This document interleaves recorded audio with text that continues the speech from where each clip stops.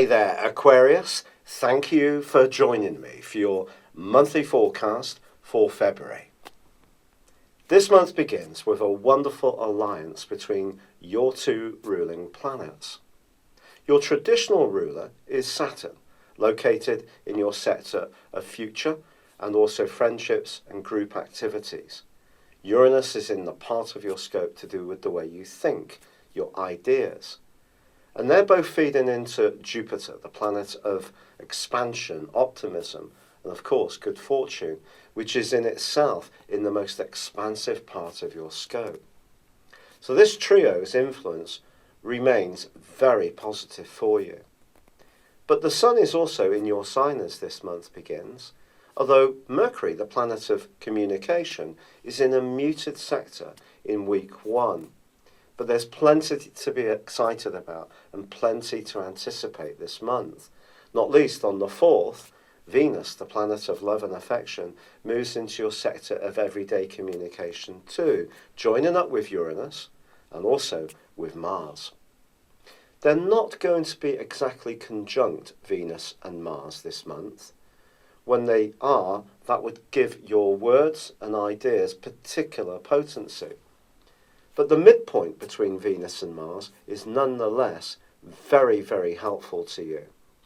This is going to help you to interact with people in an extremely vibrant way. The Sun is enriching you. Its energy is pouring into the very heart of your being.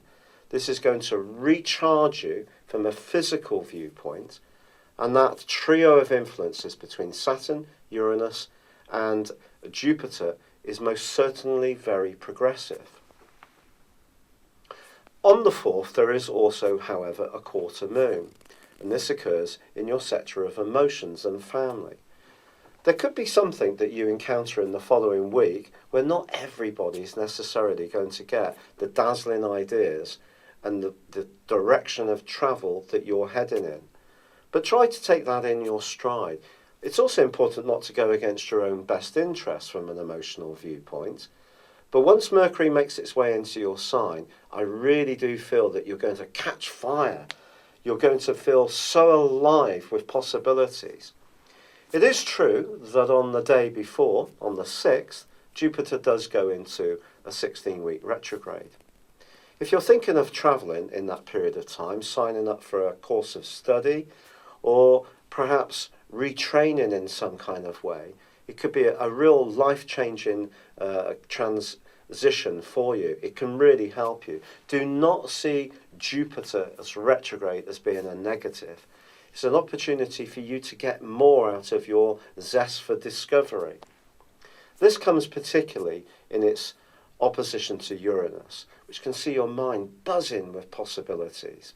But in the background, Saturn's still going to be there, anchoring things down, just reminding you that it's important to be realistic in your long-term objectives.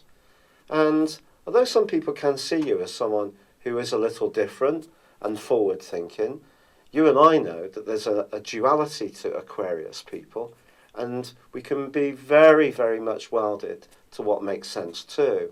So embrace that as well around any great ideas you have. But certainly Mercury goes on to then forge a fantastic angle to Mars from the 12th through to the 22nd. This can see you punching across your ideas in an extraordinarily vibrant way. But it's on the 11th that this month's most exciting event for you and I occurs, because the lunar eclipse on that day occurs in our opposite sign of Leo. But the lunar eclipse also links very closely to Uranus, Jupiter, and also to Saturn. I think it's basically about relationships, and it's not just going to be around February, it's around the next 6 months. Your relationships and my relationships need to have an authenticity to them, a sense of realness, and that's going to become even more important. But because of the location of Venus, Mars and Uranus, all in the 3rd house, I just feel you're going to be attracting a lot more people to you.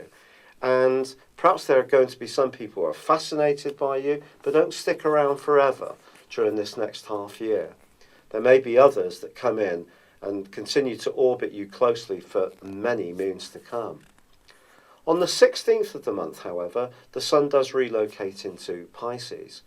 Anything you've been laying down the foundations on can start to shape up in a meaningful way.